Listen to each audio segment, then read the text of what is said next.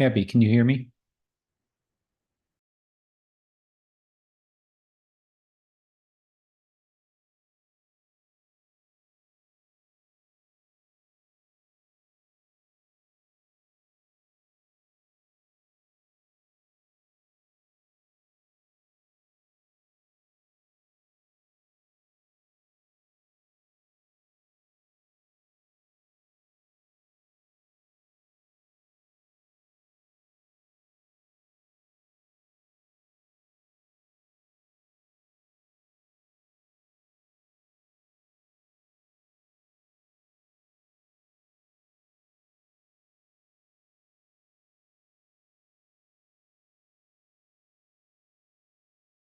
The Plan Commission on April 9th. It's the call to order and roll call. Adams, Here. Bruce, Here? Erdman Hermans, Here. Hanairo, Here. Summers. Summers has not yet joined. She plans to join remotely, so we'll watch the Zoom for her. And Harp is absent and excused. Mayor Kuhn is present. Thank you, everyone, for having me bring this meeting to order. Thank you for joining us. I want to say we do quorum at 8:30, but I want to thank the commissioners who are able to make it tonight. And so that's why we're getting right to work, because we want to hear from the people who are here, and we want to make sure we're doing our diligence. Abby, the first is the public hearings. The first one is 7 p.m. request to amend the future land use map designation for the property north of 2100 Bristol, the Middleton High School, west of 2403 Park Lawn Place. I'm gonna have you stay with me. Middleton High School football field for baseball field renovation and new softball field. Abby, can you read? Sure. These comments. comments pertain both to public hearing item number 1 and public hearing item number 2. This is the list of people that we heard from in advance of the hearing. In support of the future land use map and rezoning request, including artificial turf, we have Kevin Bavery, Sarah Brunlieb, Samantha Dawes, Michelle and TJ Esser, Matt Hine, Diana Heisler, Brian Herzog, Mike Hins, Brent Jorgensen, Matt Jarosowitz, Erica Kelscher, April Look, Derek Look, Zach McClelland, Jessica McIntosh, Ryan Natsky, Chris Nelson, Kurt Paulson, Laura Patamusis, Yanni Patamusis, Bobby Reinhardt, Eric Roden, Carrie Roquette, Eric Rothicker, Mike Schaefer, Jeff Schlusner, Marcy Smith, Melody Vogt, Stephanie Hauser with WIAA, Sam Wilson, and Julie Yap, 31. And then in support of the use of natural grass with concerns about artificial turf, we have Todd Barry, Marnie Ginsburg, Steve Glass, Blair Kloss, Dean Cron, Robert Owen, Carol Phelps, James Prosser, and Kevin Spittler, and then recommend rejecting the rezoning, but expressing a willingness to work with the Plan Commission and MCPASD on an alternative, the Friends of Pheasant Branch Conservancy.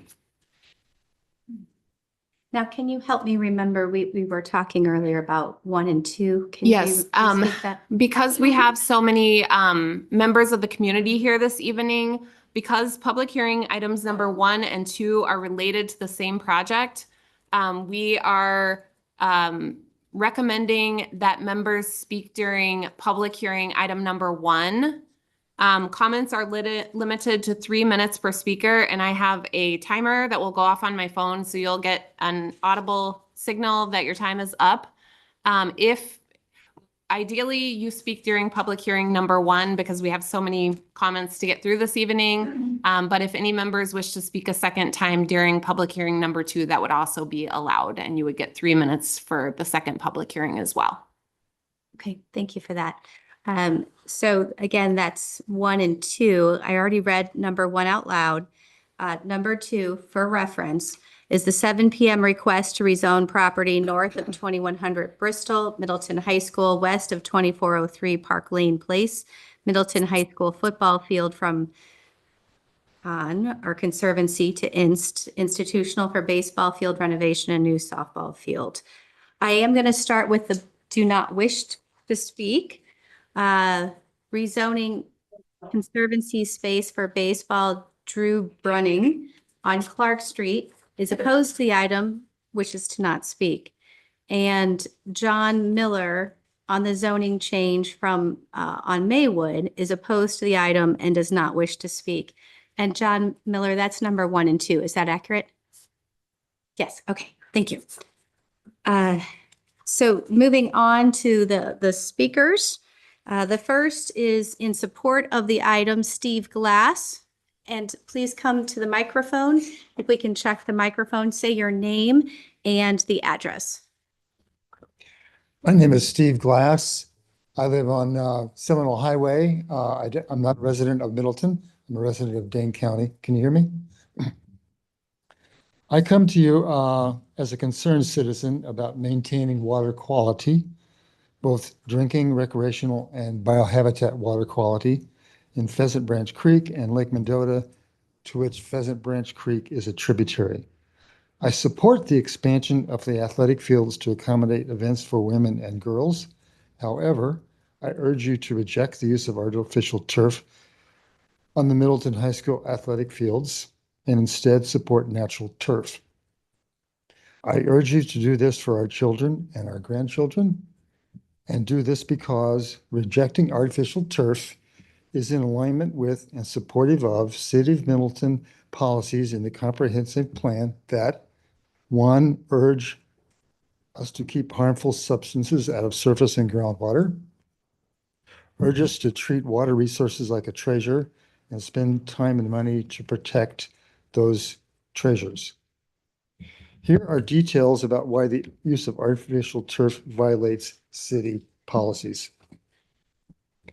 The playing surface of artificial turf can contain many kinds of chemicals, possibly including PFAS, some of which are toxic, long-lived, non-regulated, and not treatable in stormwater. Artificial turf chemicals and microplastics slough off of the field, and they will be carried by rainfall and snowmelt from the fields into the stormwater conveyances and quickly enter Pheasant Branch Creek and then flow into Lake Mendota. In addition, chemicals are found in the supporting base layers or infill of the artificial turf. These are called tire crumb because they're made from recycled tires. According to the EPA, these layers contain up to 350 different kinds of chemicals, including aluminum, arsenic, cadmium, copper, and lead, among others.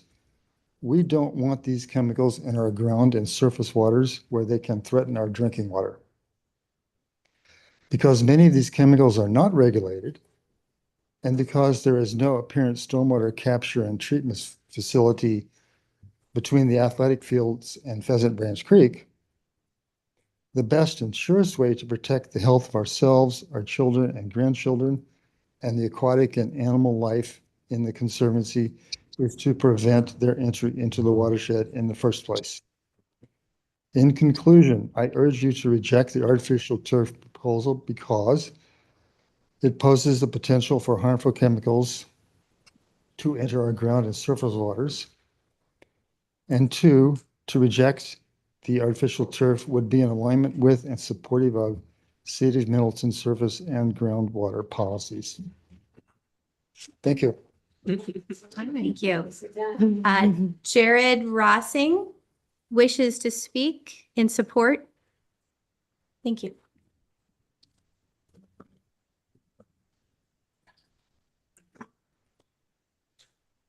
Good evening. My name is Jared Rosing, and I am representing the Middleton Cross Plains Area School District located at 7106 South Avenue. I currently serve in the role of Assistant Superintendent of Operations with the district.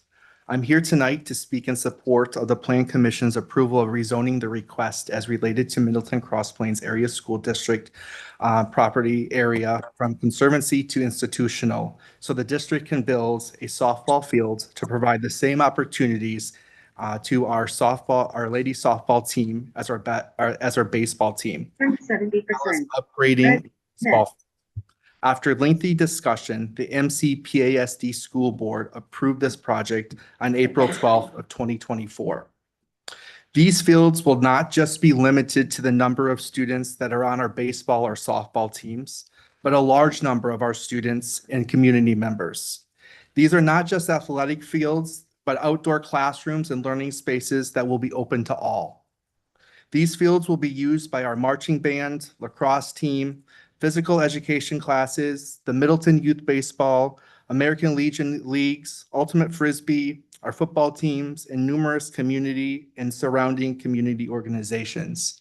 As you will note, the WIA has also sent a letter of support, letting you know that we also have the opportunity to bring additional revenue to our community by being able to offer sectional and regional activities or athletic events that other school districts may not be able to offer. Currently, our baseball field can host approximately 96 events because it's grass. And by adding turf, we can increase that to over 575 events per year. Talk about making a difference in opportunities for our students and community. Speaking of our softball field, which we currently do not have on our property, we could host 72 events. And by adding turf, we can increase that to approximately 254. And I want to remind you, that's without having our students have to leave our high school property and not travel. When we're looking at estimated cost of yearly maintenance, baseball natural grass is approximately $25,651 compared to artificial turf at approximately $9,590 per year. On the softball field of things, natural grass softball field estimated yearly maintenance will cost approximately just over $17,000 compared to artificial turf that's approximately $8,685. Combining both of those for estimated annual savings of over $24,000. That could actually hire a paraprofessional in our school district or provide more teams or coaches for our athletic events. We know there are varying opinions, perspectives, and research on the benefits of natural grass and artificial turf. And I think you could just Google and search that there are multiple different articles on both sides of the opinion. So thank you. I would just urge the Plan Commission to take the first step of approving the rezoning tonight. Next is Ree Dalvey and opposes the item and wishes to speak.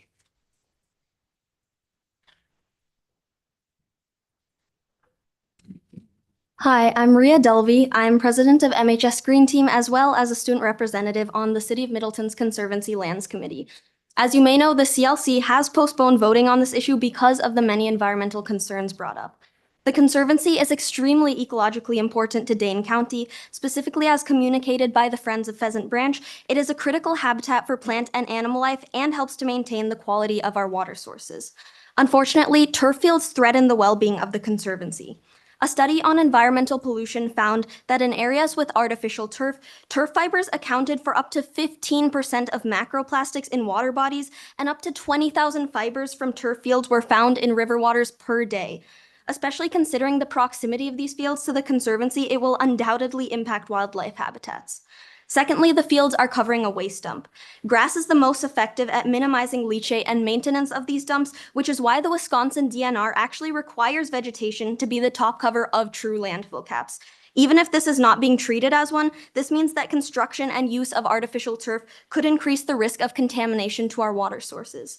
Lastly, the 28 flooding in Middleton has proved how incredibly harmful runoff can be, with Dane County listing the two main causes of flooding as one, increased rainfall likely due to climate change, and secondly, high amounts of impervious surfaces due to increased urbanization. Turf surfacing decreases permeability, with runoff carrying harmful components such as zinc and lead into waterways. While I understand the concerns of athletics are compelling, you have to weigh them against the impacts of climate change to our entire community, even if they are long-term. For example, one main concern is the ability to use turf in rainy weather. However, that statement completely disregards the fact that weather is becoming more variable as a direct result of climate change. If flooding and heat waves continue to get worse and snowstorms keep happening throughout April like we saw last week, athletics will not be able to continue regularly regardless of whether the field is grass or plastic. Athletic programs all around the country are moving away from turf fields. 25 out of 30 professional Major League Baseball stadiums use natural grass, and the NFL Players Association has advocated for surfaces to be changed to grass due to an NIH study in 2018 stating that play on synthetic turf resulted in a 16% increase in injuries as compared to natural turf. MHS does not need turf to function by any means.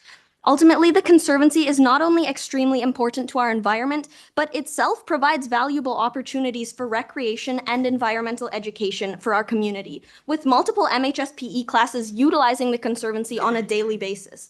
Threatening this valuable resource for a minimal increase in playtime would be an unfortunate decision when natural grass can support both education and the environment. I urge you to make your approval of the rezoning contingent on the use of grass fields. Thank you. Next is Bob Green, in support and wish to speak. Thank you for allowing me to speak. My name is Bob Green. I'm the Vice President for the Middleton Cross Plains Area School District. Here in support of both a zoning change as well as the use of artificial turf.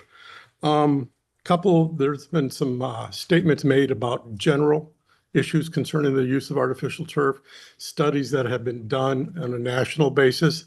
However, we've had artificial turf on our football field now for over 10 years. Has anybody done a study to see whether the results that they're talking about have occurred here? Also, Kiva has 2 artificial turfs as well. So 4 times the city has approved the use of artificial turf inside the Middleton city. Now I understand we are closer to the Conservancy. The next question I have is artificial turf prohibited? Is there anywhere inside your regulations that prohibit the use of artificial turf? If not, and you deny that the fact that we want to do this with artificial turf, and you deny that, you do make it a more interesting subject for us, whether we have to go to Zoning Board of Appeals or that we have to file a lawsuit based on the fact that you're prohibiting something that's not prohibited. So those are some concerns that I have as well. Again, it's been approved 4 times already. Now we're coming up here. I know the circumstances are a little different. However, I do think you need to be following the rules. If you want to change it, make it prohibited, then you need to go through the process and make sure that it's examined. Thank you. Next is Andrew Phelps and opposes the item. Good evening. My name is Andrew Phelps. My address is 7865 Sagebrush Trail in Middleton.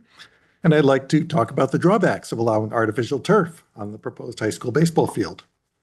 There are many problems with artificial turf, including unhealthy chemicals, more sports injuries, increased runoff during extreme weather events, and the ultimate removal and disposal when it becomes worn.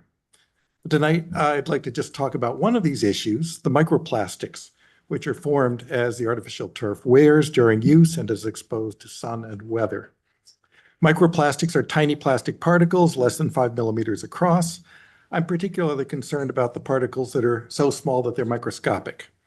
While some microplastics are intentionally made, the ones at issue here are the unintended side effect of ordinary plastic that gets ground down over time, either through abrasion, wind, or sun, to become an invisible plastic dust. The search for potential harm from plastics actually began with animal studies some 40 years ago when marine biologists studying the diets of seabirds began finding plastic in their stomachs. But by now, scientists have located microplastics all over the globe, in oceans, lakes, waterways, soil, air, our drinking water, our food, and our bodies. Until recently, most of us were oblivious to this problem. After all, the natural reaction when something gets worn down and disappears is, well, it's gone. Only in very recent years has the scope of this plastic problem started to become apparent. Like plastic items of any size, they do not readily break down into harmless molecules. Plastics can take hundreds or thousands of years to actually decompose, and in the meantime, they can wreak havoc on the environment. Standard water treatment facilities can't remove it all. And people even take in the plastic by inhaling the invisible particles floating in the air around them. Both the plastics themselves and their chemical additives can be toxic. A 2021 analysis identified more than 2,400 chemicals of potential concern used in plastics. In laboratory tests, microplastics have been shown to cause damage to human cells, including both allergic reactions and cell death. In 2022, scientists from the Netherlands and the UK found tiny plastic particles in living humans deep inside the lungs of surgical patients and in the blood of anonymous donors. All this just because plastic that we had hoped was fairly benign actually gets abraded by wear and tear, such as on a sports field, to become a menace that we're just now starting to understand. So we should rethink any plan that involves putting artificial turf on our precious lands and watersheds. The consequences are not something we can control.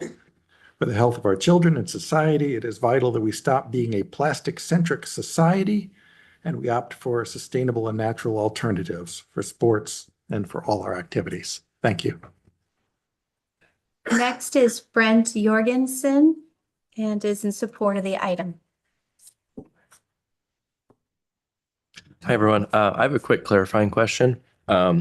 Is it okay if I speak on behalf of Brian Goucher, who is the head of our Middleton High School facilities? He's working a second job right now, so I'd be reading text messages from him. I have his permission, but I don't know if it's allowed or not. Abby, are you okay with that? I have no issue. If it's part of his remarks, I mean, Yeah. as part of his Yes. time. For not your his 3 extra time. minutes, Yeah, for your 3 minutes. it's not. If an possible, I would No. make a note of my own. Otherwise, I will just read off of his directly.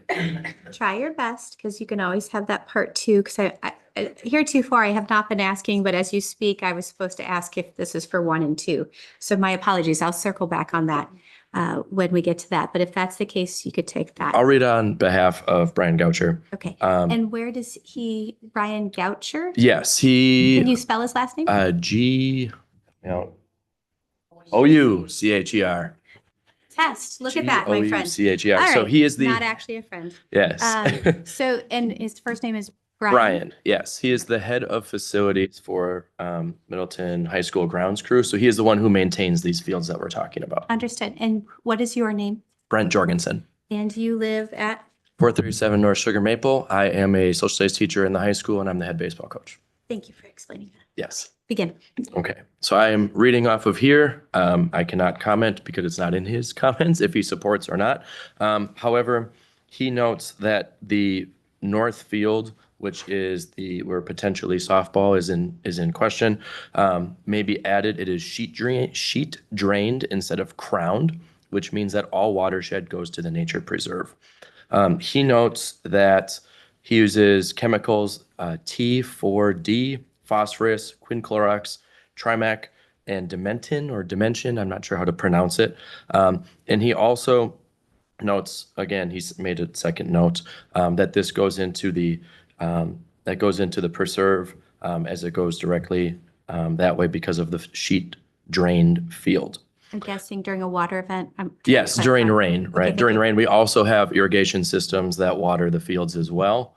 He did not mention that. I'm mentioning that because Thank you. I think it's more general knowledge. And then the next thing that he mentions is that himself and other employees handle these chemicals in their most potent form. And he's concerned about his own health. He mentions in more words that he's concerned about his own health and his coworkers, in addition to concerns about what comes up with potential runoff of all of the previously listed chemicals. With that, thank you for your time. Next is Kevin Spittler, and he says supports the item.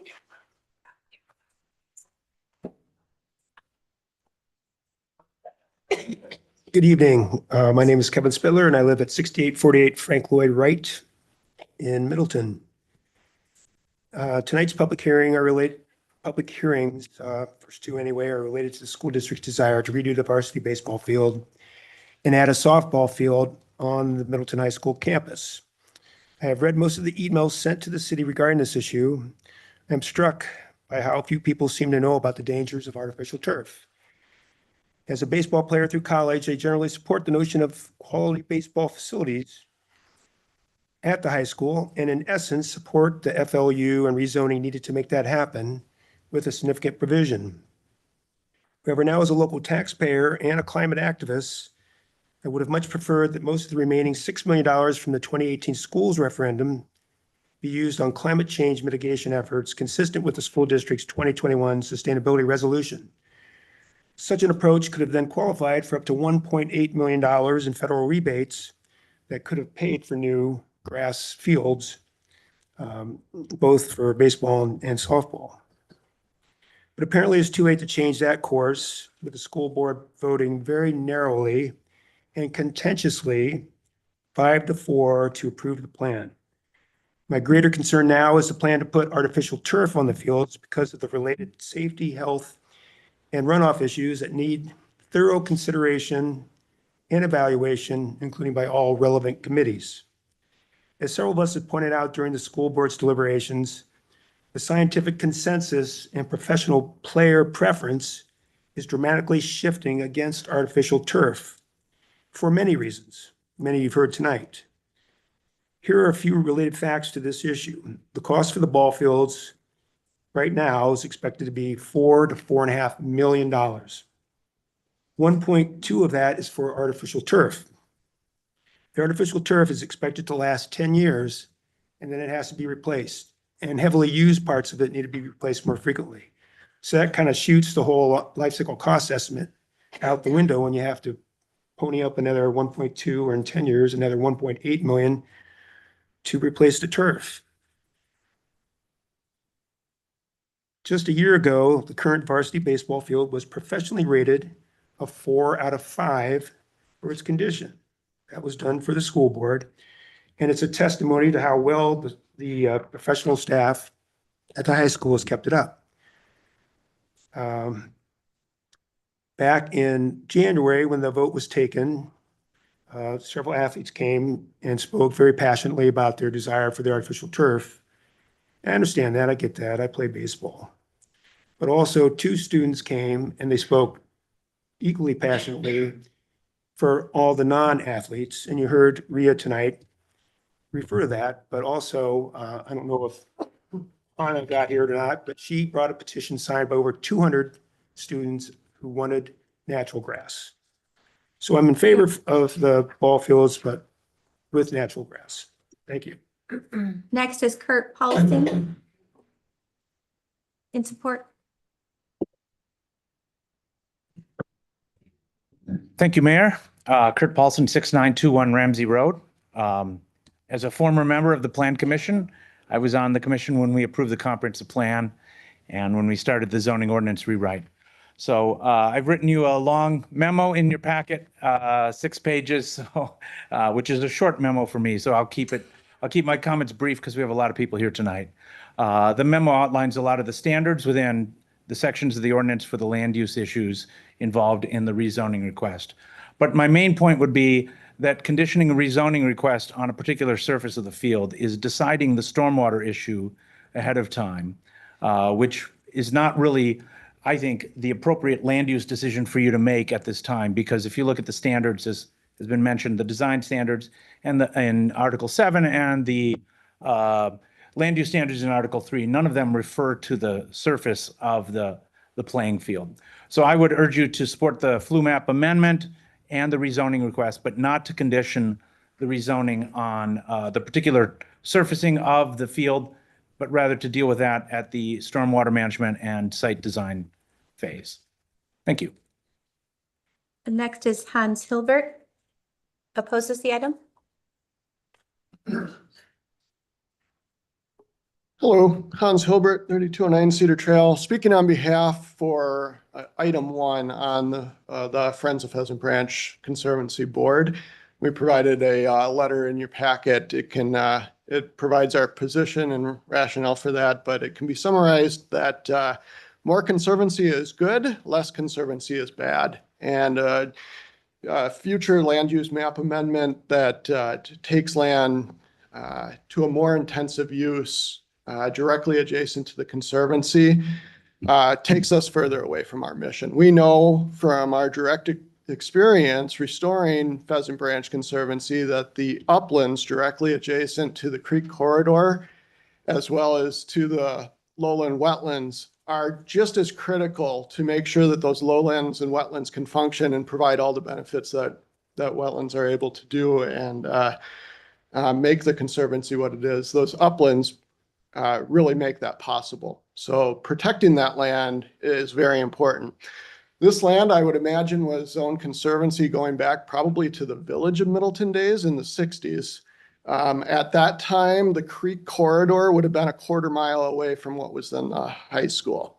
The city owns this property and has done everything in its power since incorporating as a city to protect it from intensive land use. Yes, they've entered into a long-term lease with the school district to allow certain uses. But the purpose of those leases is to ultimately retain control of the land and the future land use by the city, because they realized even back then how important this area is, and that keeping it in conservancy and protecting it is great. You know, obviously we didn't have future land use maps or comprehensive planning at that time, but they used the tools that they did to protect that area. And, you know, we can talk about changing one component here and one component there, but we just keep chipping away at these protections rather than reinforcing them. So I would encourage that we continue to work together, the Friends, the city, the school district, on finding some common ground on how best to use these areas and make sure that we're keeping the physical environment at the forefront of that discussion. Thank you. And next is Jamie Sims in support.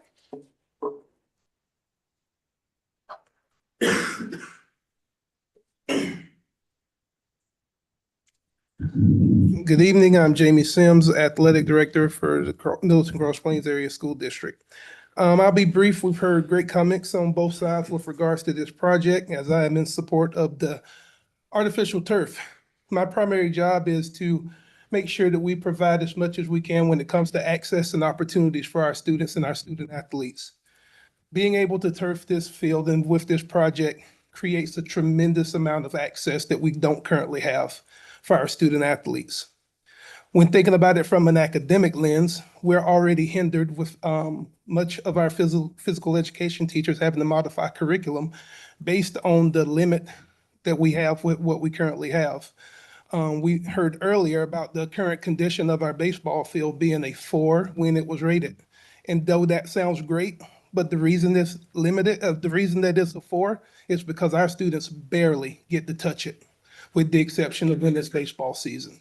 Our regular ed students don't get to touch that field because it is natural grass and it has to be maintained and kept in a very specific way for it to be safe for our athletes when they use it in season. Being able to have artificial turf opens up that opportunity for all of our students at Middleton High School to have more access to these spaces. When we also think about the current natural turf, the natural grass opportunities, if that was the case, we're now going to limit and hinder some of our other programming through the athletic lens of their access to what we already have. That just creates more barriers for us. And what that means is it is currently taken away from our student athletes. And I can't stand for that. I think that we need to continue to do what's best for providing more access and opportunities for our kids. I'll close with this. Knowing and understanding the environmental impacts that this has, knowing that we've already heard that we've, for over 10 plus years, already had artificial turf less than 50 yards from where we're currently wanting to do this project. This past week alone, we had the horrible weather conditions. Thinking about it from just today, we have, with our baseball and softball teams right now, we have five teams within the 2 programs. We have the access to 7 different facilities in the city and within the school district for them to use. As of today, only 3 of those facilities were accessible because with it being natural grass and the conditions that we have, they're not available because they are unsafe and they're not playable. Having the opportunity to have our artificial turf changes that dynamic. It changes it when it comes to when we think about safety. I know we talked about turf with regards to a safety issue, but I see safety issue is when our athletes aren't able to practice on the playing surfaces that they compete on many times or being able to do that period. And then they have to show up and have situations like we're gonna have here in the next few weeks, where they're having to play night after night, 3, 4, 5 games in a row because we've lost opportunities because of having to use natural turf surfaces that were not playable. So when it comes down to it, my vote is for this turf, natural turf, artificial turf, because it gives a better opportunity for our students and our student athletes. Thank you. Next is Ann McBride, and she is opposed.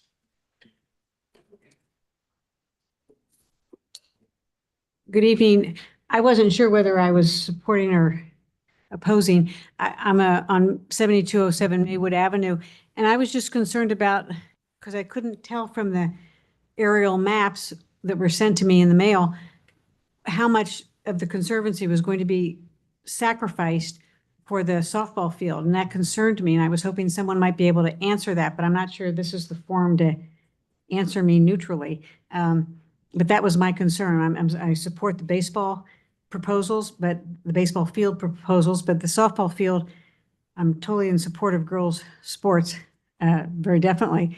But I was concerned about how much of the conservancy would be sacrificed or impinged upon for the softball diamond, and I was hoping someone could answer that for me tonight, and maybe not, but thank you. Thank you for that. Next is Ray Feinberg, and is in support. Hi, I'm Ray Feinberg. I'm a junior at Middleton High School and a member of the varsity baseball team. Address, And, please. I'm a minor, so I prefer not to give my Oh, address my if apologies. possible. Oh, Yeah, my thank you. apologies. I'd like to take this opportunity to speak with you about why I believe that the high school should receive a full synthetic turf project to address the long-needed renovation of our sports facilities. First off, as a straight A student and a member and leader of several clubs at the high school, including our math team, science bowl, astronomy club, National Honor Society, I can attest to the struggles that come with being a student athlete, trying to balance a rigorous academic schedule and a dedicated practice regimen. Even on days when we're not taking a bus all the way to Bayport or Janesville, the extra 30 to 40 minutes of field prep and cleanup that we do makes a big difference during the weeks, but every spare minute really is valuable study time, especially during those late night home games. In fact, me and a couple of other guys here were actually almost late to this meeting because we had practice today that ended at 6, and we were there until 6:30, raking and sweeping and tarping and everything.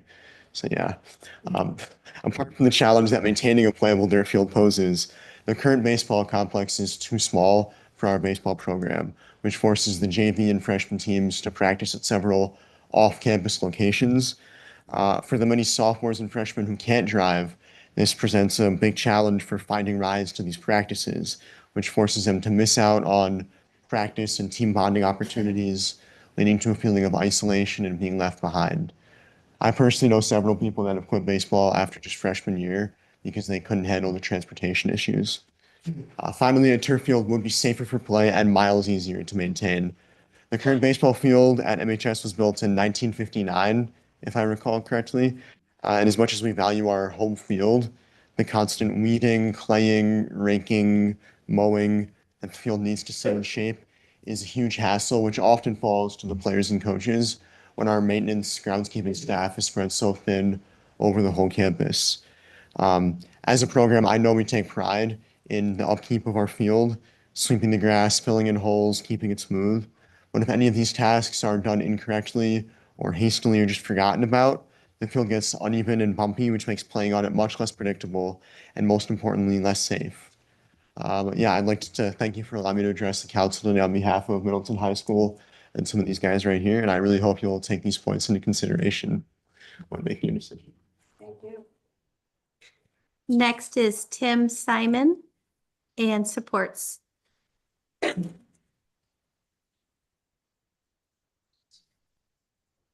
Good evening. I'm Tim Simon. I'm a teacher at Middleton High School of 34 years, resident of Middleton at 7010 Park Circle, just a couple blocks from the nature preserve. The stadium that we currently have, the football stadium, was built 17 years ago. So we've had turf on our complex for 17 years. And in those 17 years, I'm not aware of any problems, environmental or otherwise, that have popped up.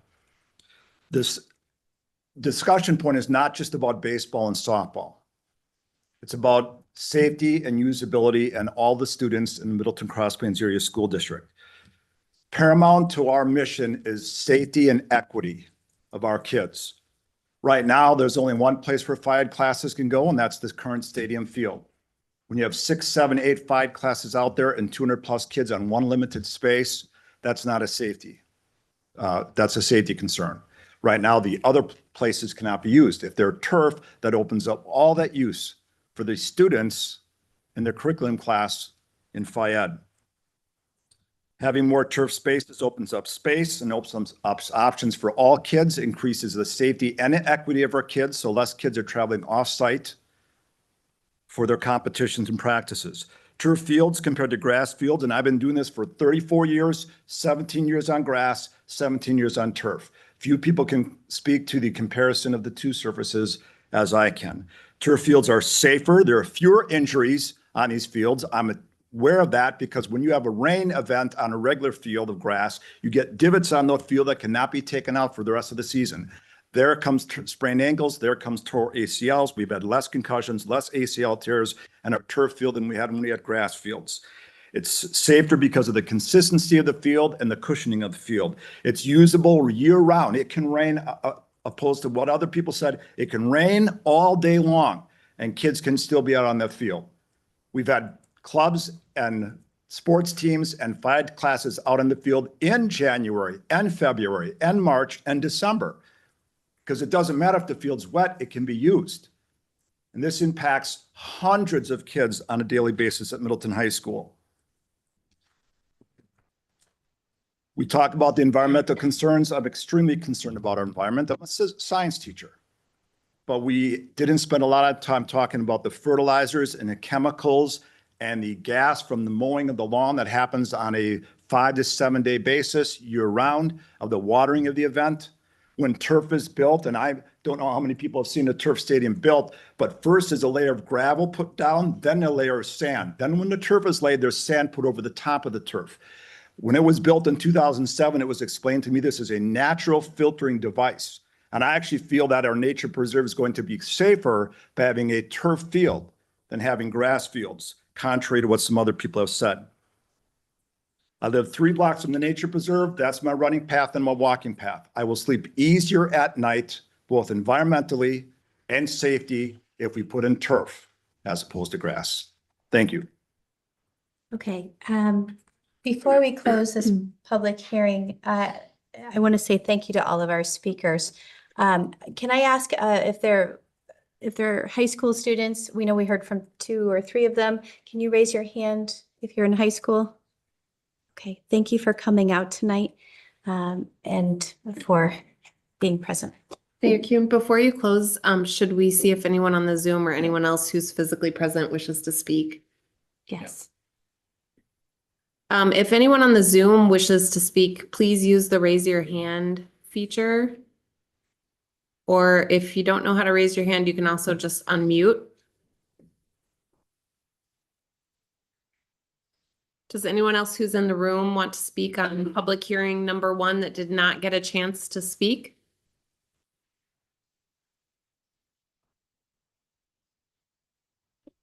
I don't see any raised hands. Okay, thank you. It's 7:42 and we're going to close the first public hearing, which is on the flu map. The second public hearing, 7:43. The 7:43 request to rezone property north of 2100 Bristol, Middleton High School, west of 2403 Park Lawn Place from conservancy to institutional for baseball field renovation and new softball field.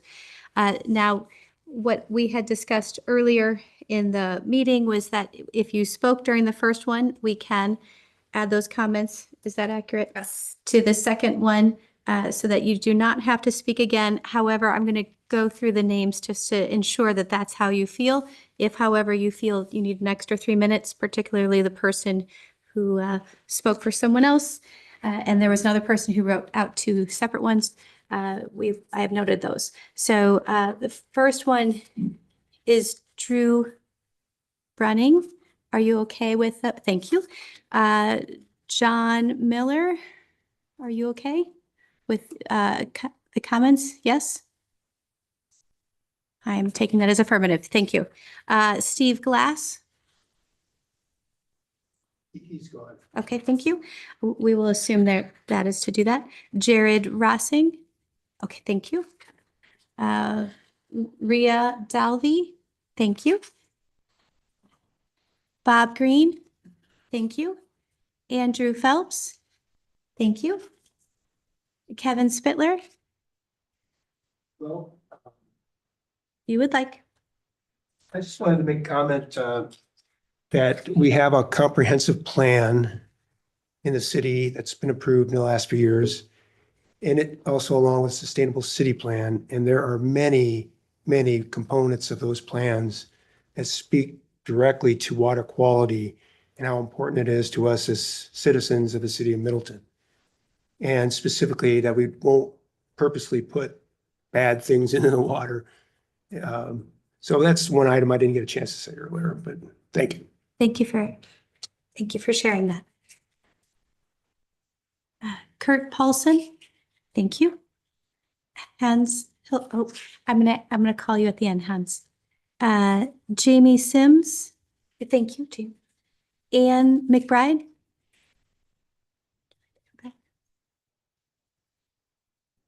Thank you. Is there someone that can answer what is being sacrificed in the Pheasant Branch Conservancy in the way of trees and vegetation to expand the softball field? Or maybe there isn't anything. I just couldn't tell from the aerial map. Is there anyone that can answer that question for me, please? I can answer the question. Thank you. I think you can see it on the screen, but the area that's being proposed for the rezoning application is shown in orange. We do not expect the need for any tree removal at all within what you probably think of as the Pheasant Branch Conservancy Creek Corridor. The land that is being proposed for the rezoning is primarily already being used for recreational uses by the school district. It's part of a land lease. Okay. A previous speaker had mentioned that the city owns the property, but we lease the land to the school district for active recreation uses. So there really wouldn't be an expansion of the footprint of the land that's already being used for recreation purposes. Thank you. Thank you, Abby. Ray Feinberg? Thank you. Tim Simon?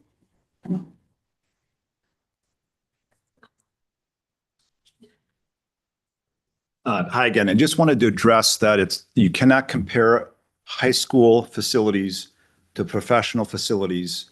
Professional sports have millions of dollars to spend on their surfaces every year. We have thousands of dollars to spend on their surfaces every year. That comparison should not be something that we take into account. Thank you. Hans Hilbert? Please come back.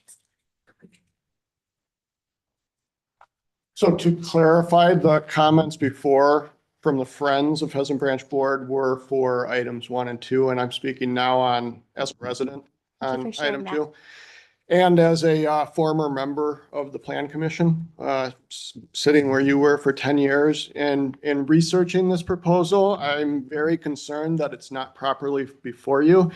And it could be because of the new zoning ordinance coming online, but with this going into a district in the new ordinance, I feel like it should follow the requirements that are in the new ordinance. I question whether or not the school district is a proper applicant. Are they authorized under the existing lease to make a rezone application on behalf of the city? Or is this request coming from city staff, a city council person? There's a lot of translucency in this application, and given the relationship that's come to light in the past between the city and the school district, I think this is one we really want to be clear. There's 2 items in your packet that were provided for you to make a decision and recommendation onto the city council for this, yet the application requirements in the ordinance require written discussion about how this complies with comprehensive plans. And that goes beyond just complying with the future land use map. There's a whole slew of areas that need to be addressed in those written comments, yet none of that is available to you to make your decision on. And your requirement tonight is to make formal findings of fact that the rezone request does comply with all of those requirements. And I don't see any substantial evidence that's been presented to the Plan Commission to rely on to make those. And I think if the city attorney looked into this, he'd be very cautioning to move forward with this. And I would hope that you would deny this rezone request just based on the lack of information and look for a better application and a full transparency of who's making the request, what all is being requested, and what the purpose is for. Thank you. And Brent Jorgensen, I think you are going to speak on your behalf. Speaking on behalf of myself now, 437 North Sugar Maple. I live in the district, but do not live in the city of Middleton. As I previously stated, I teach here, coach here, and have been for the last 10 years. There have been many things that have been sent your way. I completely understand the position that you might be in. My perspective is to maybe look back at a 30,000-foot view. I'll piggyback off of what I read earlier. The person who's responsible for grounds and maintenance is saying that when it rains and when we water our fields to maintain the grass at the current level, it is graded to run off into the conservancy. That was listed off several different toxic chemicals that run off into the conservancy. So I know that it was also mentioned that this may or may not be appropriate for the council to dictate what happens. That's not my position. I refrain from that, but whoever is in charge of that can control where the runoff is going much better than what we have right now. And we could potentially put in even more safeguards than what are recommended at state and national levels. Again, I do not know the specifics of that, but I am trusting that whatever we would do with a new surface is better than what we're doing now. And I think that should be taken into consideration. So thank you. Thank you for that. Does anyone else want to speak? Okay, and there was nobody online, is that accurate? That's correct. Any statements, all the statements carry forward. Yes, all the statements that were previously listed for public hearing number 1 would also apply to this one. Great, thank you. And thank you for everyone's patience in this matter. It is 7:52, so we're going to close the second public hearing. And we're going to go to the third public hearing. Is that accurate? Yes. Okay, we're moving on. Great job, everybody. 7 p.m. request for 2 conditional use permits at 6300 University Avenue for group development and for drive-through and in-vehicle sales or service in the mixed-use Avenue MUA district. So, okay, says Connor Nett wishes to speak and support. Yeah, hello. I'm Connor Nett with the development team. We're located in Verona, so our address would be 507 West Verona Avenue. So I'm here with the development team and also the project architect, Jeff Davis, with Angus Young is here if you have any questions during the agenda items 9 through 10. The application this evening is generally consistent with the concept plan that was shared in February with Plan Commission. The public hearing tonight for the 335 residential units in the mixed use building relate to 2 conditional use permits that we believe enhance the project. The first conditional use permit allows for 2 buildings on a single lot. This design strategy reduces the architectural length of the building, which reduces the building massing. It also creates construction efficiencies, such as a shared single level of underground parking, even though there's 2 buildings above.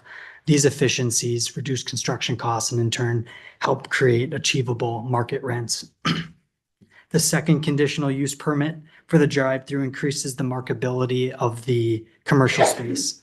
Vacant commercial space has been a challenge in mixed-use developments. The drive-through and the covered surface parking that we're proposing are both design elements that help combat that. The drive-through is also located within the interior of the building footprint, which reduces the visual and circulation impacts associated with the drive-through. So in closing, we believe the proposed project, it complies with conventional zoning, and the conditional use permits increase the leasability of the commercial space and improve the architectural facade design. And again, I'm available for any questions during those agenda items. Thank you. Thank you. Next is Betty. I'm not going to say your name right. I'm sorry. It's Brenda Forst. Thank you. Hi, thank you for letting me speak. I'm Betty Groteforst, and I live at 6249 Charing Cross. What are you going to do with our place if you build this place, this building? Who are we going to be? You know, is it residential or is it commercial? And the place next door is Bucky Book, I believe, is for sale as well for $1 million. And you're wiping out any type of residential property unless I'm misunderstanding the property that's being proposed is for apartments. We already have enough traffic on University Avenue, let alone Allen Boulevard. And it's not right. It's not right. People need to live in a place that's safe, quiet, and not busy all the time. So thank you. Thank you. Next is James Healy. I think he's here to answer questions, but may not want to speak. Yes. Is that right? Yes. Okay, thank you. All right, and Molly Schrott opposes the item but does not wish to speak. Okay, thank you. And Paul Camps opposes the item but does not wish to speak. Paul? Okay, thank you.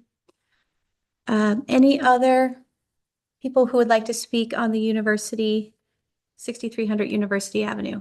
And Mayor, we did receive two letters of input. One is from Rob Nuri, who was able to make it after teaching his class. And then we did get one from Heidi Vetter, who I believe is also from the Charing Cross condos. Okay, great, thank you. And both are opposed to the. Thank you for that. And since I don't. I would like to speak.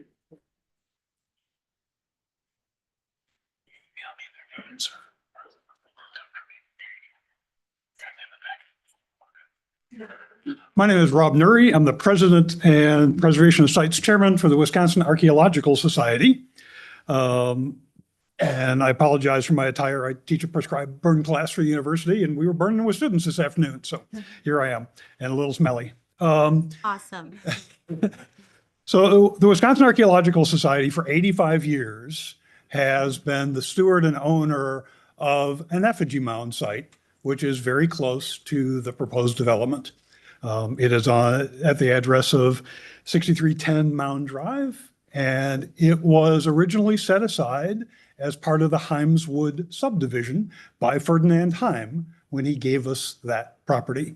That property is a Middleton historic landmark, is also on the National Register of Historic Places. It is one of perhaps 5,000 effigy mounds that were made in southern Wisconsin, of which more than 80% have been destroyed. We are pleased to be able to maintain this one small site here in the city of Middleton. My concern is that as we look at that neat little enclave, which was created by Ferdinand Heim some 85 years ago, it has a street that runs through the middle of it that, guess what, is called Mound Drive.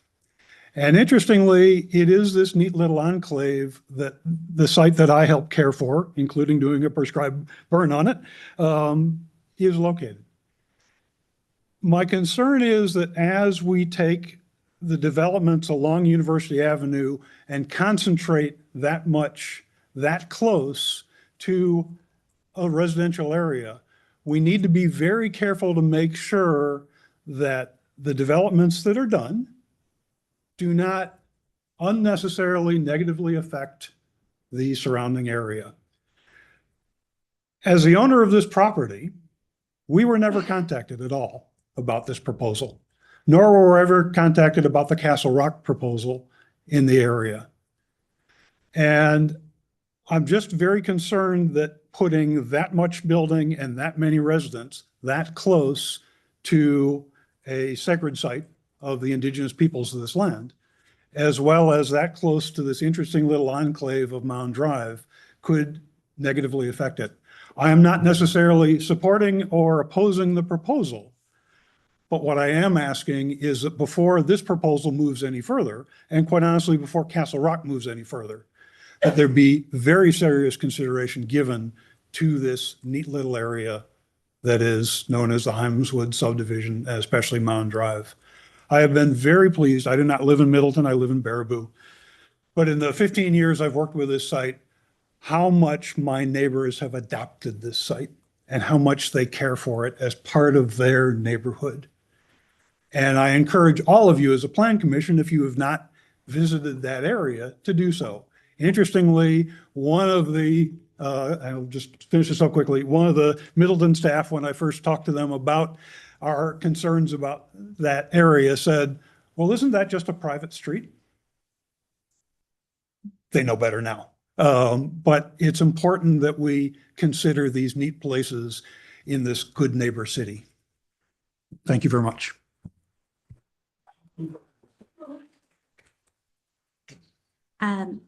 I think that is the last comment, or is there any more?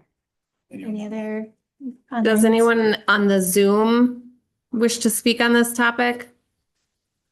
Okay. I don't see anyone. Hearing that, time is 8:01 and we are closing the third public hearing. Moving to approval of minutes, is there any changes or suggestions? Madam Chair, I did have one. Last time we talked about how the parking lot on Terrace Avenue that is next to the Vern site is showing incorrectly on the zoning map as conservancy as the future land use. Oh, even though it's a parking lot. So. So change And zoning to that's future not- land use. Yeah, well, that's not in the minutes that came up. And I just want to make sure we don't lose that point because that is a discrepancy between the zoning and the future land use.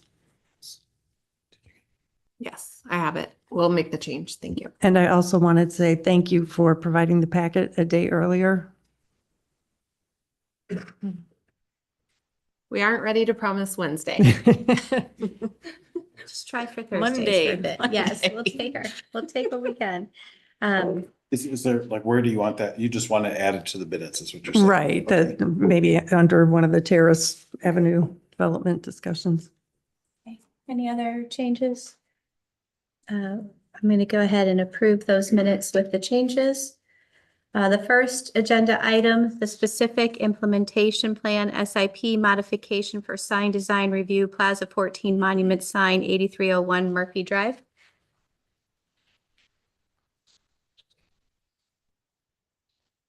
Is there a motion? This is Hanairo. I'll move approval of a minor SIP modification for sign design review for the Plaza 14 Monument sign at 8301 Murphy Drive. Adams will second. Thank you. Any comments? Hearing none. All those in favor of the sign approval, please. Yes, sign design review, please say aye. Aye. Aye. Any opposed? Motion passes unanimously. Number 2, certified survey map, Friston Pumps, 3139 Deming Way.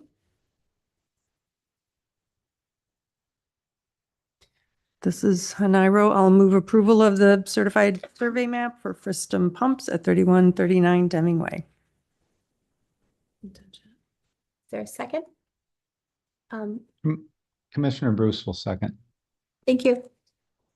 Any comments? And I'm going to call on Daphne first. Sure. Can that be contingent upon engineering staff comments? Yes, it can.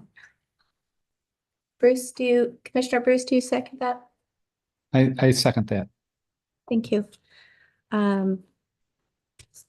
Staff engineering. Any other comments? Hearing none, all those in favor of approving the CSM for Christum pumps upon staff and engineering? Resolution of engineering staff comments. Thank you. Please say aye. Aye. Aye. Any opposed? Motion passes unanimously. Certified survey map, Castle Rock Development, 6418 University Avenue. This is Haniro. I move approval of the certified survey map for the Castle Rock development at 6418 University Avenue, contingent on resolution of engineering staff recommendations listed on the CSM, including the acquisition of right-of-way to add to the property so that there's a uniform building setback from the front lot line. Is there a second? Adams will second. Any comments? I had a question for staff about how, so on page 35, it says confirm with staff if this WISDOT sale of some excess right-of-way is still being pursued. If so, city will want to consider that proposal and would want that land included in the CSM. How would that work in the current, like, do we have to amend the CSM then in the future, or? There'd have to be another CSM. We actually have a revised staff report for this item. I just haven't had a chance to present it. Okay. So we are, from a planning staff standpoint, not recommending that that be a contingency of approval anymore. Okay, so this that's different than the packet that went out. Right, right. So I was going to make that remark. So the issue is that it takes a long time when WISDOT has right of way for them to go through the vacation process. And the applicant is concerned, understandably, that having that as a contingency limits the ability to get the CSM approved. And they can't get their building permit issued until the parcels all combined, because we can't have a building straddling parcel lines without, it's a building code issue. So for that reason, we feel it is unreasonable to condition approval of the CSM on the incorporation of the right-of-way as part of the CSM. So that is a revised staff recommendation. Okay, so then when we talk about. I said that earlier, yeah, planning staff specifically. Planning staff. Yeah. So then when we talk about contingent on resolution of engineering staff recommendations. So my suggestion is to approve the CSM contingent on resolution of engineering staff recommendations without the requirement that surplus right-of-way be included in the CSM. Okay, is that an engineering staff comment that we're seeing? Yes, this was all triggered by engineering staff comments. And then I was out of the office last week, but working with my colleagues trying to resolve this, and we came up with this language today, basically. Well, I would ask one of my Commissioner Bruce has his hand raised. Maybe he's going to make a substitute motion. Commissioner Bruce? I was not quite ready to make a substitute motion, but I wanted to ask planning staff if the applicant still intends on pursuing that right-of-way purchase.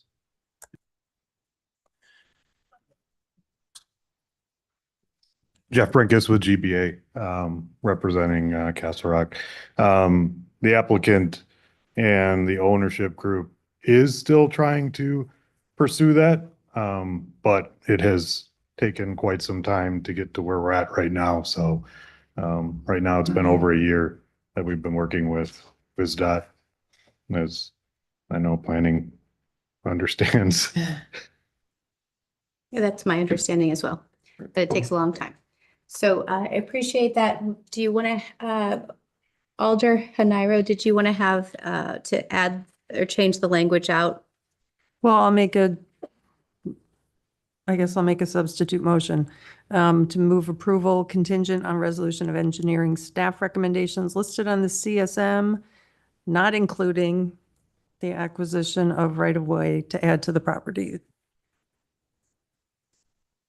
And Adams will second. Thank you so much. Want to make sure. Any other comments? All right. All those in favor of approving the certified survey map, Castle Rock redevelopment, 6418 University Avenue, with the contingencies noted and not including contingencies noted. Please say aye. Aye. Aye. Any opposed? Motion passes unanimously. Number 4, specific implementation plan, SIP Leo Cancer Care, 7921 UW Health Court.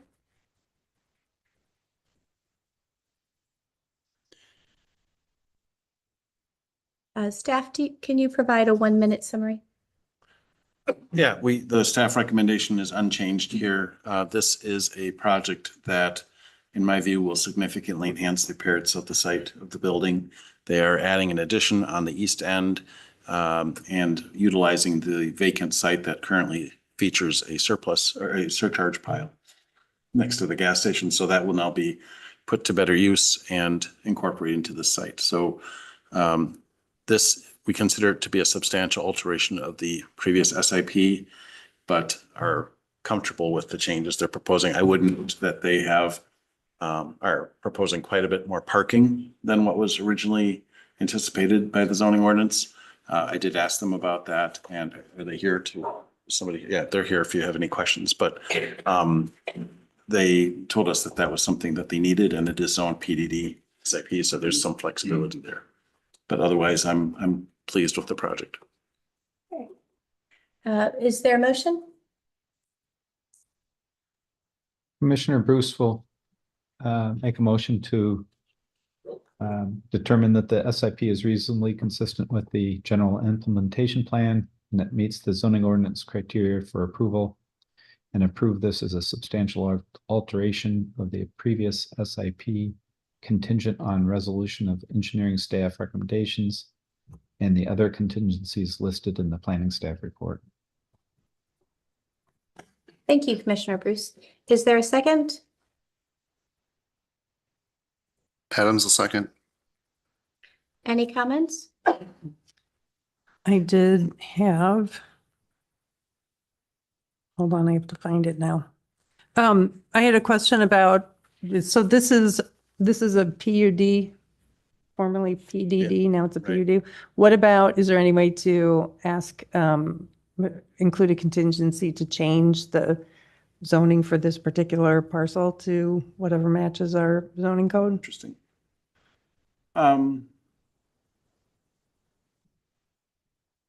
I didn't consider this opportunity to do that.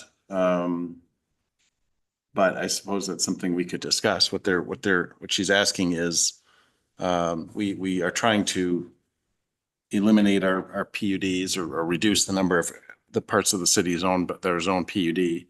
And whether we would apply one of our standard zoning classifications to the site. I guess it didn't occur to me to bring that into this discussion. Could we do that at a next, because we're looking at a couple things to clean up down the road. Could we add that to that list and then continue, have this move on? Yeah, I think as is? my off the cuff reaction to it, I like the idea, but because it doesn't comply entirely with the new zoning ordinance, with the parking requirements, for example, that might not be an appropriate application to do that. But I do like that thought, and I will think of that in the future when we have these opportunities. Okay. Thank you for that. Yeah. Any other comments? Hearing none, all those in favor of approving the SIP for Leo Cancer Care, Erin please. has her hand up. Oh, my apologies. Oh, yeah, please say aye. I think that's what Erin was doing. Yes. Oh, okay. I'm sorry about that. I'm sorry. Adams, Adams said, okay, thank you. if you're approving, please say aye. Aye. Aye. Aye. Okay, thank you, everyone. If any opposed, motion passes unanimously.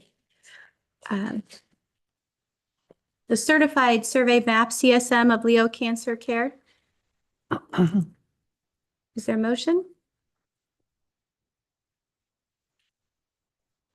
This is Haniro. I'll move approval of the CSM contingent on resolution of engineering staff recommendations. Is there a second? Adams will second. Any comments?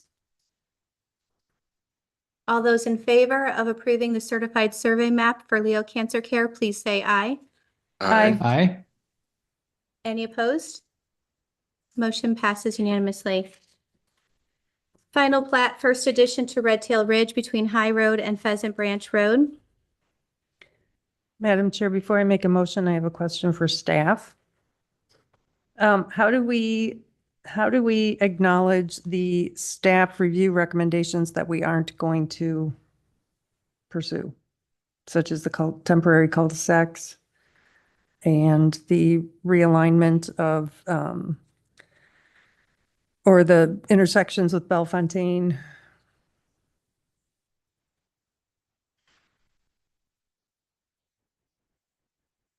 Public Works Committee had a motion. Actually, that's true. I could have forwarded that to you and I didn't think to do that. So were you at the meeting last night? Mhm. Are you suggesting adoption of the motion that they adopted? Yes. Why don't you just say why isn't your motion, if you could refer to that motion? And I can read it to you. I can pull it up quickly. Can you please pull it up? Or maybe, I can share you it. can Yeah. share it. We need Thanks. help. A lot has happened since last night at this time. Yeah, and I'm sorry that I didn't, No, that's okay. Because I would like to make the same motion. I'd like to make the motion that was in the staff memo, but the first one is resolution of staff review recommendations shown on the draft plat. And we are not requiring some of those. Yeah, I reviewed these and they all make sense to me and I support them as planning staff. So I guess I was assuming you were going to make this motion, but I didn't share it with people, so I apologize. To the motion. Yeah. Can you read it? I'll read it. Yeah. Thank you. All right, this is an IRO. I move that we, well, now, so this is the question. We're approving the final plat contingent on, okay. So I move, this is an IRO, I move that we recommend, or no, that we approve the final plat contingent on resolution of the staff review recommendations shown on the draft plat, with the exception of the items we're seeing on the screen here. Preference for Bellefontaine Boulevard intersections with Junco Drive, Linnet Lane, and Red Pole Road, spaced at about 260 feet. A westerly shift in the alignment of hooded Merganser Drive with 2 horizontal curves, each having a centerline radius of 300 feet. Southerly shift in the alignment of Junco Drive with 2 horizontal curves, the westerly curve having a centerline radius of 450 feet and the easterly curve having a centerline radius of 300, and the addition of mid-block pedestrian connection along the east side of Outlot 11. From Red Pole Road to the public park plan on Outlot 10. And then, Mark, shall I include the 2 items? Public Works. So that was item 1. Item 2 is Public Works Committee approval of the plan drawings for public improvements needed to support development in Phase 2. And number 3, approval of city developer agreement for the Phase 2 improvements and receipt of surety and fees to provide for construction of the public improvements. Is there a second? Commissioner Bruce will second. Thank you. Any comments? Yes, And Mark? just to clarify, the motion I think that you intend, Alderman Nairo, is to recommend that the council approve the final plat contingent on the following final plat changes from the approved preliminary plat. And then that's the language I was going to recommend that you. Thank you for that. Yes. I appreciate that clarification. All those in favor of all of that, please say aye. Aye. Aye. Any opposed? Motion passes unanimously. Moving on to recommendation on amendment to the comprehensive plan future land use map designation for the property north of 2100 Bristol, Middleton High School, west of 2403 Park Lawn Place High School football field for baseball, softball field projects.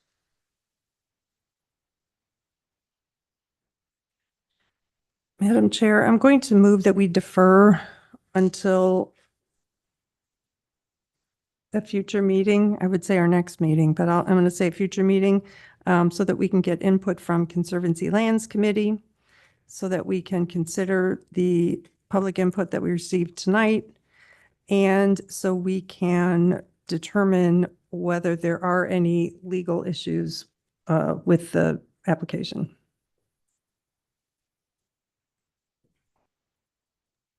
Commissioner Bruce will second that motion. And Madam Chair, if I may, as a rule, I don't like when council or the plan commission or any body that's going to hold a public hearing schedules action on the public hearing items on the same night, because to me, it sends the message that we've already made up our minds and your input isn't going to sway us one way or the other. We do this for our budget meetings. We have the budget hearing and then we approve the budget. And I've never liked that. I think that's not a best practice, but it is what it is. But I do feel there's been, we've received a lot of letters, a 6-page letter from Professor Paulson. We got a lot of input tonight and I want to do my due diligence in reading it all and considering it all. I also think it's important not to make any recommendations contingent on then getting input from another committee, because that's like saying their input doesn't matter. And I do appreciate Mr. Hilbert's comments about, does this application, have we crossed all the Ts and dotted the Is properly? Or is there something that needs to just change in how the applicant was, or the application was submitted? So that's my reason for wanting to defer this. I concur. Yeah, all of that. Any other comments? Hearing none, all those commissioners who would like to defer on the recommendation on amendment to the comprehensive plan land use map designation for the property north of 2100 Bristol. Wes, let's see here. Please say aye. Aye. Aye. Any opposed? A motion passes unanimously. I forgot to ask, are you looking to the next meeting? I don't know when Conservancy Lands meets. Next Monday, they're meeting, I believe. Okay, Actually, so no, then- I thought you said that today. I thought they, 24th. Okay, April 24th. So could we schedule this for an agenda? In so it would early have May? to, it would have to be the first one in May, Okay. May 14th. May 7th. Oh, no, you're right, May 14th. Wow. Second Tuesday. So the next item is the same. Okay. Oh, I didn't know, if we would also be open, the CLC would be open to, scheduling a special meeting to have a conversation or discussion on this. So that has been discussed amongst staff as well, but I appreciate that. yeah, Yeah. just, Because the school district may have to make plans either way. Yeah, if you can do that, that's great, but because of the difficulty of scheduling special meetings, that's why I didn't specify Understood. our next meeting. Understood. Thank you. Mayor, Yes. just so the audience knows that was Kylie Scher, our Parks and Rec Director, in case you're wondering. Thank you for sharing. Yeah. Thank you, Kylie. And the next one is number 8, a recommendation on request to rezone property north of 2100 Bristol from conservancy to institutional for baseball, softball field projects. Is there a motion? I would, As well? yeah, this That's is what I'm- Naira. I would make the same motion that we defer to a future meeting. Is there a second? Commissioner Bruce will second. Any comments? All those in favor of deferring the request to rezone the property north of 2100 Bristol to the next meeting, please say aye. Future meeting. Future meeting, my apologies. Please say aye. Aye. Aye. Any opposed? Motion passes unanimously. Conditional use permit, CUP for group development, 6300 mixed use, 6300 University Avenue.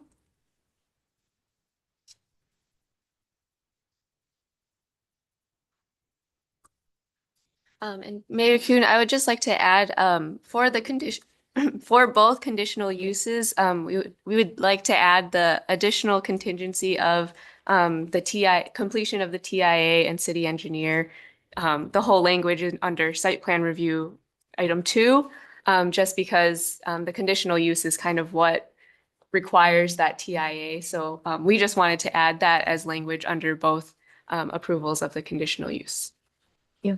I appreciate that. This is Commissioner Bruce has a question for staff regarding that TIA. So is the TIA just to study the drive-through component? Did you hear Commissioner Bruce? Commissioner Bruce, Very just so soft. you know, so with some people were leaving the room, which is totally fine, but we may have missed some of your comments. Can you repeat again? Sure.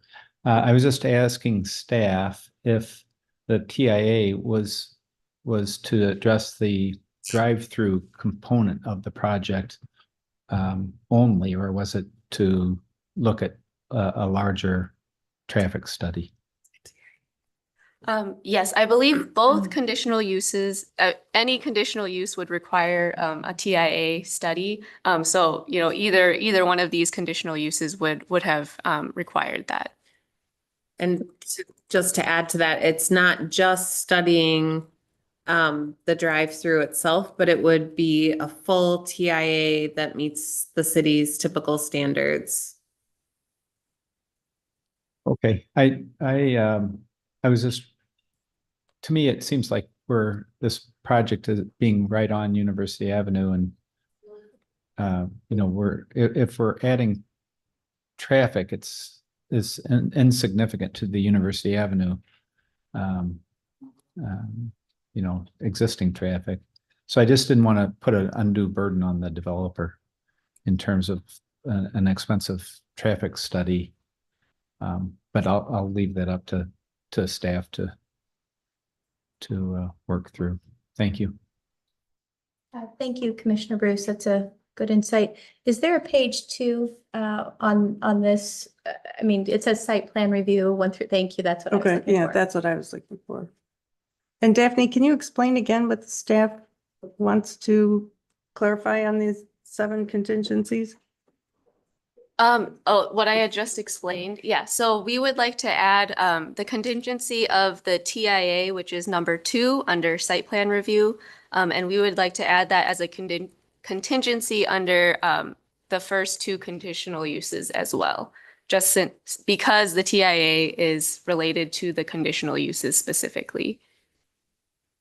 Okay.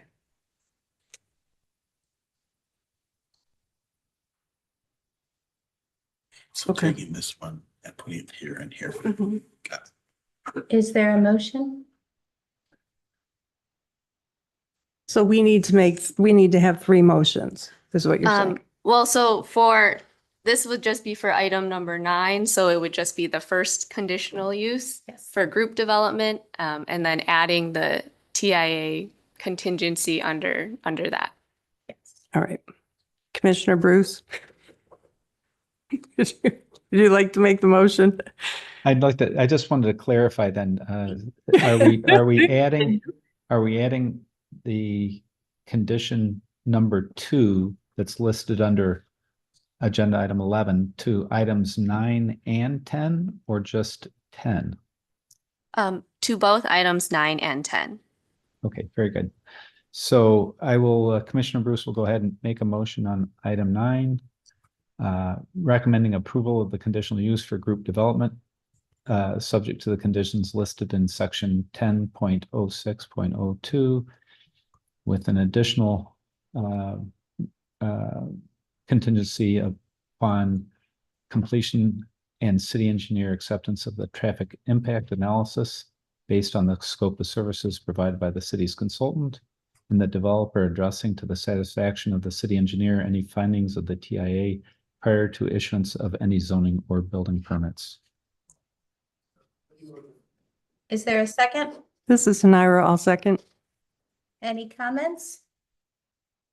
All those, May I just make a clarification, please? So the motion actually is to approve the conditional use, not to recommend. I'm sorry to correct you, Daphne. Oh, So because this doesn't go to the council, so this would, the plan commission is actually approving in all these next items. The motion should be to approve the CUP. okay. Thank you for reminding of those upgrades. Thank you, and I'll amend the motion accordingly. Thank you, I'm good Commissioner with it. Bruce. Thank you, Commissioner Nairo. Any other comments? All those in favor of approving the CUP for group development with the contingencies listed, please say aye. Aye. Aye. Any opposed? Motion passes unanimously. Moving on to number 10, conditional use permit cup for drive-through and in-vehicle sales and service at 6300 mixed use, 6300 University Avenue. Is there a motion? Commissioner Bruce will makes a motion to approve the conditional use for drive-through and in-vehicle sales or service, subject to the conditions listed in section 10.03.10, parent 9. Conditional use approval will be contingent upon the developer providing additional information for staff regarding the curb heights and the 0.6 opacity buffer yard, and completion and city engineer acceptance of the traffic impact analysis based on the scope of services provided by the city's consultant, and the developer addressing to the satisfaction of the city engineer any findings of the TIA prior to issuance of any zoning or building permits. Thank you. Is there a second?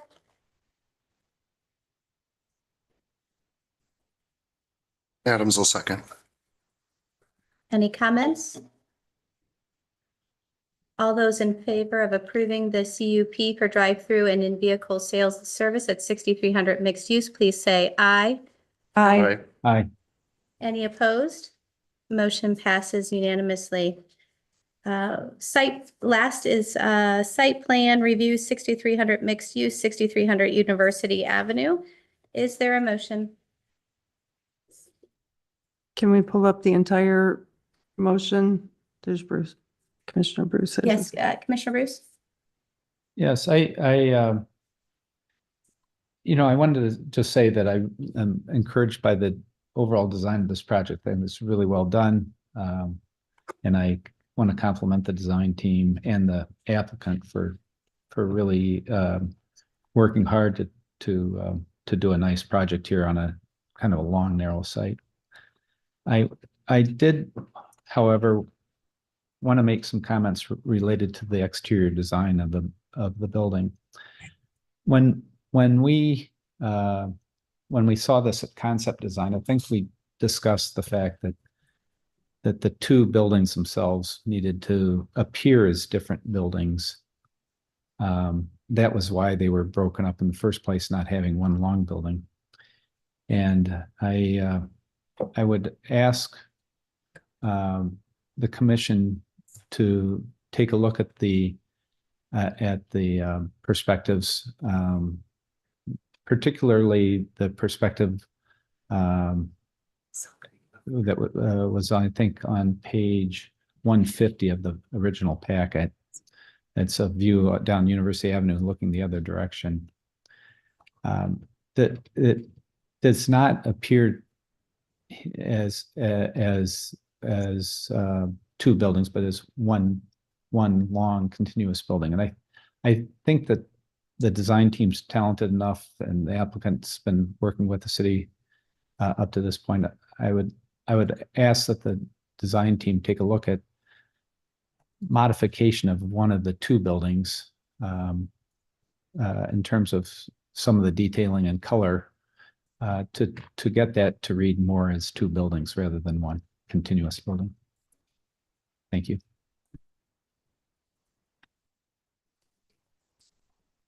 Thank you for those comments. Is there, and that was a motion. Is that accurate, Commissioner Bruce? That was not a motion. My apologies. Is there a motion?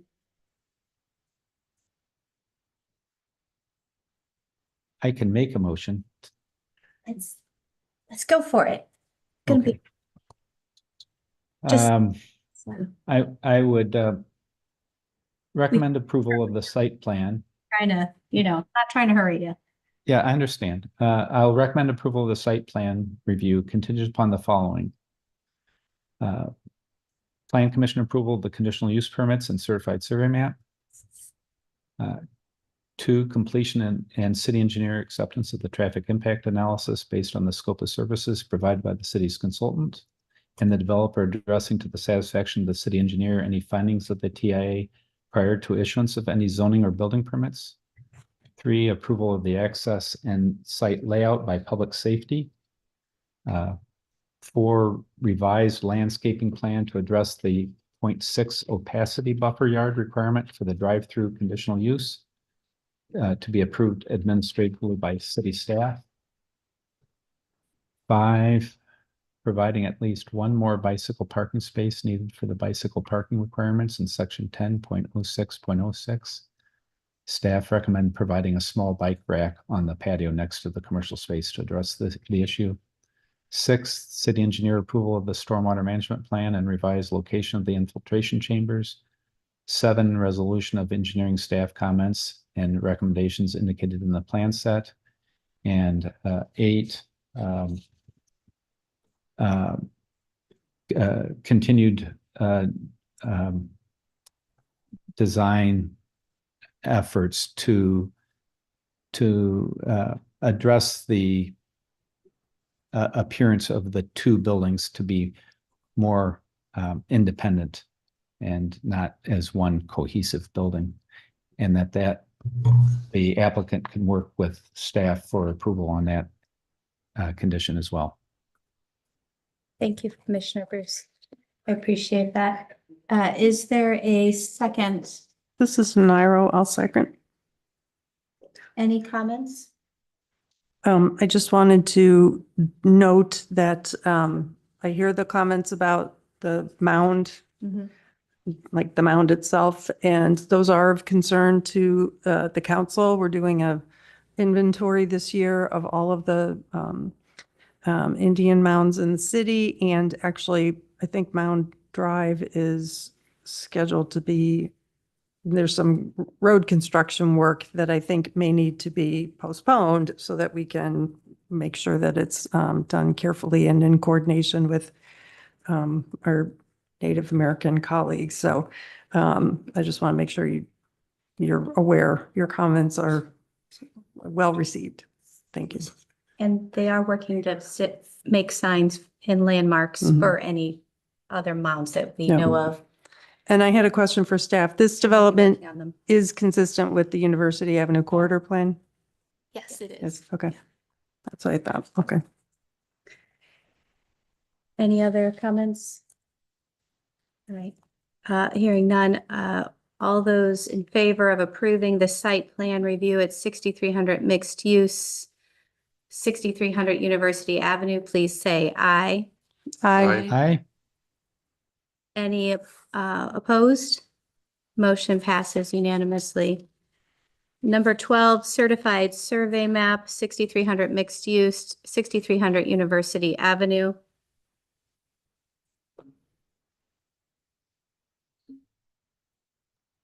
This is Hanairo. I will move approval of the certified survey map for the 6300 mixed use at 6300 University. Is there a second? Commissioner Bruce will second. Any comments? Where Hearing- is, I'm sorry. is the mound shown on this map, or is it within the boundaries of the map? Because I just. The mound is approximately right here on the map. It wasn't within 200 feet, which is why we weren't able to send a letter to Rob. But yeah. Okay, thank you. You got the letter. Yeah.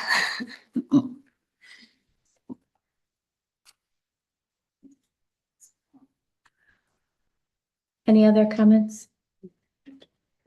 All those in favor of approving the certified survey map, please say aye. Aye. Aye. Aye. Any opposed? Motion passes unanimously. Number 13, Soul Smart Technical Review of the City of Middleton zoning ordinance for removal of barriers to solar development. And I'm going to ask staff to go over that for 1 minute.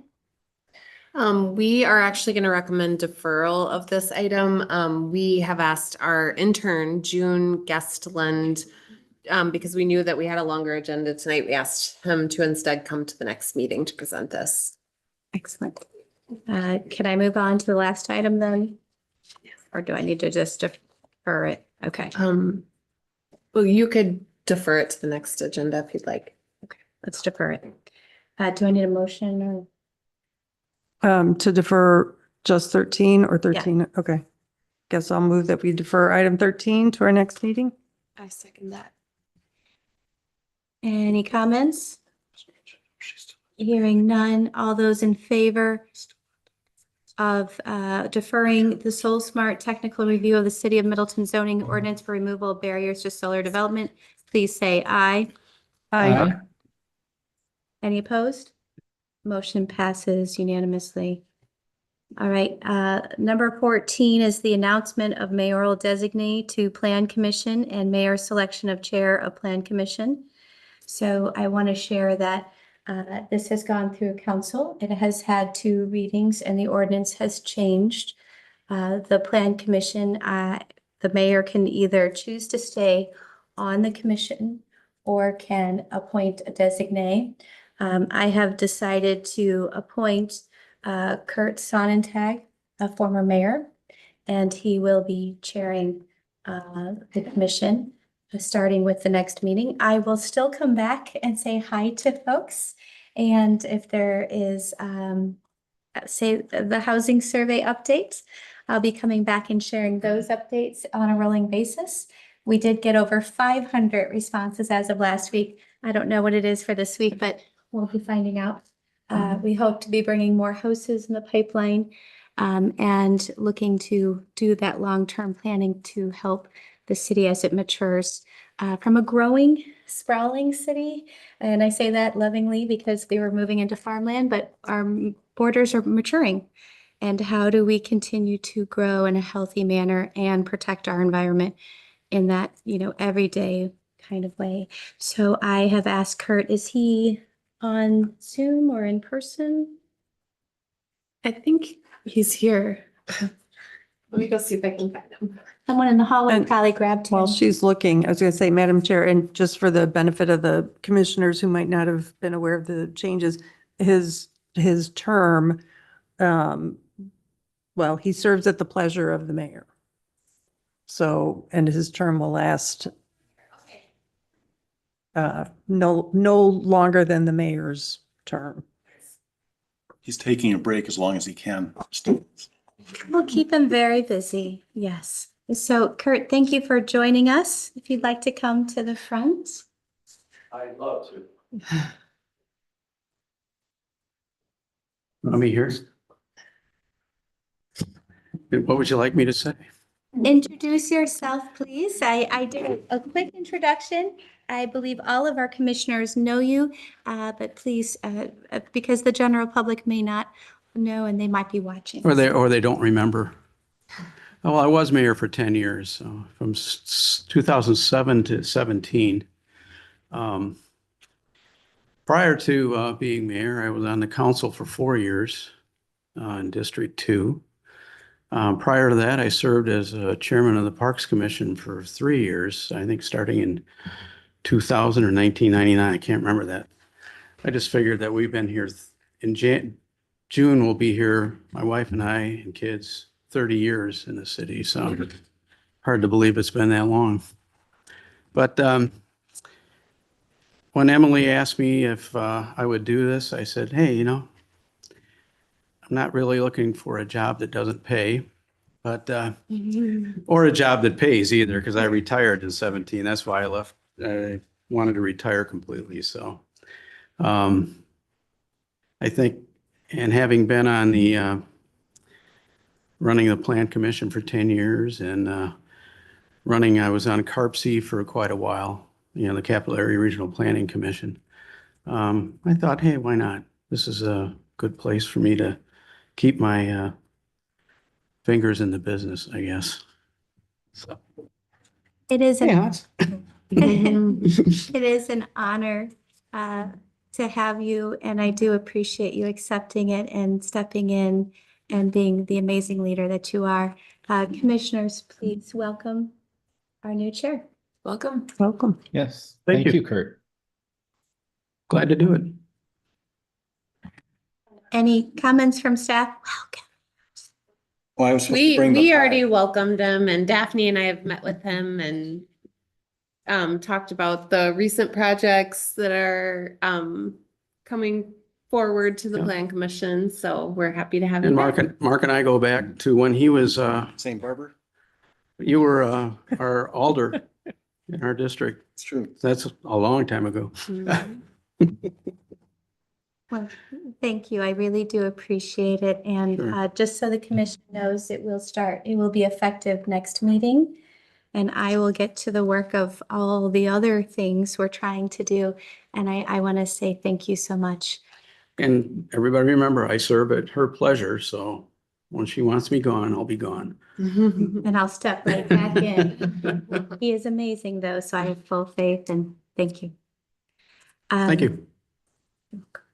With that, I think we can adjourn. Thank you, everyone, and thank you for staying. Have a good night.